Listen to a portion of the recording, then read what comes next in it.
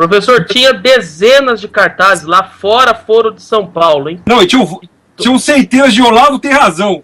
Então você vê, olha, isso aí é o seguinte, a mídia inteira escondeu o Foro de São Paulo. Adiantou? Não adiantou nada, esse negócio de avestruz, o nego esconde a cabeça e fica mostrando a bunda. Agora nós conhecemos a bunda da Folha de São Paulo, a bunda do Globo, a bunda do Estadão.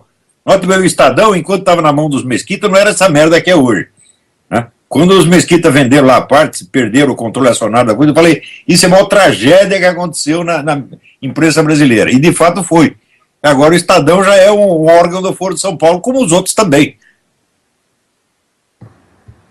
Mas agora o jornal impresso Mídia Sem Máscara vai realmente oferecer uma alternativa a isso. Mas sem sobre dúvida, quer dizer, mais do que uma alternativa, o Mídia Sem Máscara tem que ser um órgão de boicote a esta mídia. Porque, note bem, o pessoal fala, a mídia é parcial, etc. Não, não é bem isso, a mídia não é parcial. A mídia é parte integrante do esquema do Foro de São Paulo. Presta atenção no que eu estou dizendo. Sim. Porque eu estava lá, né? Meninos, eu vi. Eu digo isso não é por uma interpretação, é porque eu estava lá e assisti. Nos anos 60, o Partido Comunista tomou posse do mercado de trabalho na mídia brasileira, pelo menos São Paulo e no Rio. Isso aí eu vi. Nos outros estados deve ter acontecido a mesma coisa, mas São Paulo e o Rio são os mais fortes em matéria de mídia. Então, aconteceu que o próprio governo militar baixou um decreto que era obrigado, o jornalista era obrigado a se sindicalizar. Os sindicatos eram pequenininhos, não tinham condição de fazer uma vasta campanha de sindicalização. Quem fez? O Partido Comunista. Como é que eu sei? Eu estava lá, eu participei desta merda, porra. Eu inscrevi muita gente no sindicato. Então, aconteceu que depois dessa operação, o sindicato tinha a ficha de todo mundo. Porque quando você ia entrevistar o neguinho para entrar no sindicato, você já anotava qual eram as ideias políticas dele, qual era a opinião, se ele era vulnerável, se ele era cantável ou não. O partido sabia tudo. Então, em 5 ou 6 anos, teve um controle total.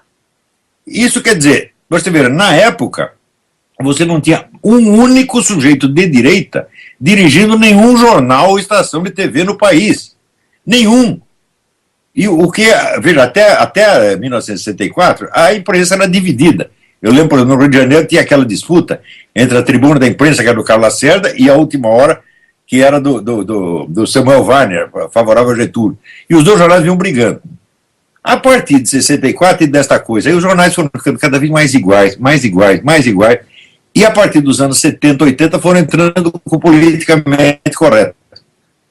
Então, e que acabou dominando tudo. Então ficou uma pasta, tá entendendo? Esta uniformidade. Pior, acabou o debate político, o debate se limitou então a 2 assuntos, corrupção e má administração, que é uma discussão que pode haver até no Comitê Central da União Soviética se discute isso. Né? Um acusa o outro, não, você é mau administrador, você meteu a mão no dinheiro do partido. Então, despolitizou a política, porra. Agora, o seguinte, o bloqueio é total. Não sai uma linha, não sai uma palavra. Os filhos das putas esconderam o Foro de São Paulo durante 16 anos. Negaram que existia, depois negaram que tinha importância, e agora nós estamos vendo aquilo que eu estou escrevendo há 20 anos, que é a maior e mais poderosa organização política que já existiu no continente. Né? Os caras a teoria da conspiração, fala, chame o que quiser, quer dizer, eu estou te dando um monte de fatos aqui, você vem com carimbo, enfia o carimbo no cu, porra. Né? Professor, nós podemos afirmar que quem colocou o Foro de São Paulo na posição que hoje ele está foi essa imprensa brasileira? Mas sem a menor sombra de dúvida, sem esta proteção da mídia, a coisa não poderia ter crescido. Quando eles só concordaram em falar alguma coisa a respeito, depois que o próprio Foro liberou. Sim. Foi quando teve o 3º Congresso do PT, daí eles fizeram um vídeo dizendo o Foro de São Paulo, coordenação estratégica da esquerda latino-americana, patati, patata. Aí a mídia começou a falar. Mas falar assim, minimizando, tá entendendo? Sem dar muita importância. Sim, assim, sim. É só para passar o recibo, tá entendendo? Não, se não fosse isso, teria sido impossível esta organização crescer do jeito que cresceu. Então são todos culpados. O Otávio Frias é culpado, os Marinhos são culpados, o Luiz Garcia é culpado, todos os diretores de jornal no Brasil, jornal e TV, são todos culpados disto. Quando nós conversamos com o PSDB, eles têm um tabu, eles não falam sobre o Foro, e se você fala alguma coisa para eles sobre o Foro de São Paulo, eles desconversam na hora. Não, e outra coisa, só queria fazer uma constatação. A gente estava no carro de som ontem, professor. Daí eu comecei a pegar lá, fiquei acho que uns 20 minutos falando, berrando, falando, avisando, falando sobre tudo, repetindo o que o senhor fala. Daí teve um pessoal que veio achar ruim que eu estava falando mal da grande mídia. Não fala mal da grande mídia, cara. Os caras lá que estavam no carro. Porque senão eles não vão cobrir aqui o evento. Falar, você tá de brincadeira. Ao contrário, não adianta ser bonzinho com essa gente, esses caras só cedem perante a força. Claro. Você tem que mostrar que você tem força, que o povo está do seu lado, e que eles vão perder eleitores, e que eles vão perder todos os assinantes. Aí sim eles começam a pensar um pouco, tá entendendo? Sim. Tem que neutralizar esse filho das putas, não adianta fazer carinho, não. Quanto mais você puxa o saco, mais eles te desprezam. É isso aí. Agora, você veja, eles esconderam esta merda durante quase 20 anos, e todo mundo está sabendo. Então você vê que o poder da mídia brasileira é uma farsa, não tem poder nenhum. Nenhum. Não, tá quebrada, isso é falido, tá quebrada, ninguém mais compra, tá descredibilizada.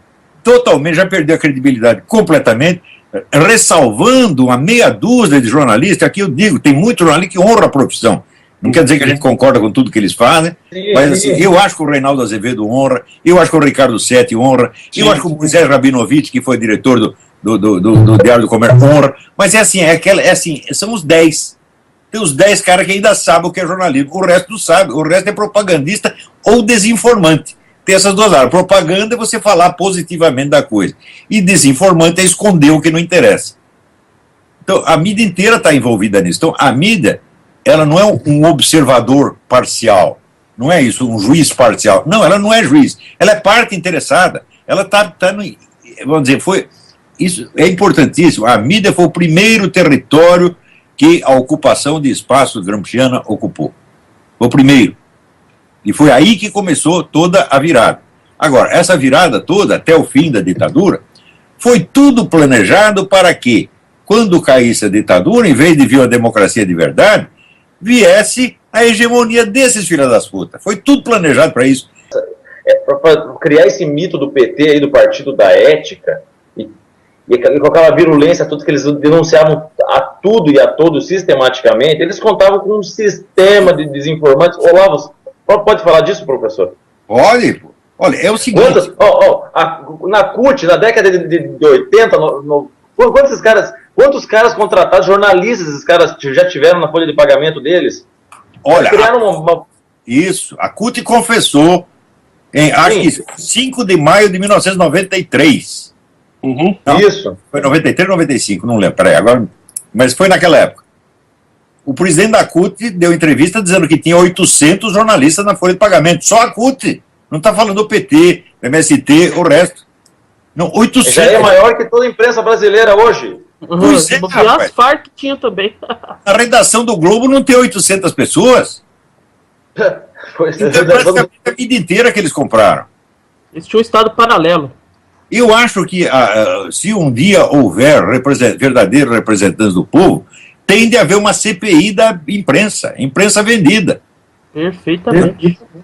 Traidores, né? A gente começou a gritar lá que eles são traidores mesmo, né? São Isso sem contar o pessoal que trabalhava não para a CUT, trabalhava para a KGB, que está começando a aparecer os nomes, finalmente.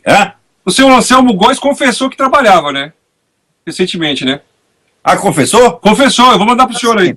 Você vê o currículo do cara. Se o cara disser, olha, trabalhou na Rádio Havana, trabalhou na Rádio Praga, trabalhou na rádio da Alemanha RDA, é tudo gente da KGB, porra.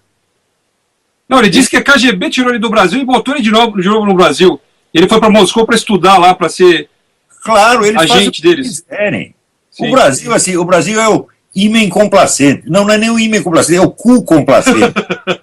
Entra e sai o que você quiser, você tá entendendo? E olha, eu tenho que dizer o seguinte, esse negócio do Foro de São Paulo eu devo ao Zé Carlos Graça Wagner. Sim. Que me abriu toda a documentação que ele tinha. Sim. Porque eu também custei a acreditar no começo, né? Mas o senhor furou o bloqueio da mídia, né? Isso foi um ato heróico. Eu reconheço que eu comecei atrasado. Quando eu comecei, o Foro de São Paulo tinha 10 anos já. O Zé Carlos Graça Wagner já está cantando a bola 5 ou 6 anos antes disso. Né? E olha, ele pagou caro por essa coisa, viu? Pagou caro, coitado. Eu, na verdade, não paguei nada. Os caras me encheram o saco, mandavam as ameaças de morte, que mandavam tomar no cu, né? E não aconteceu nada. Perdi os empregos de bosta, 5 empregos de merda. E, na verdade, foi depois disso que a minha situação melhorou. Comecei a dar as aulas e tudo melhorou.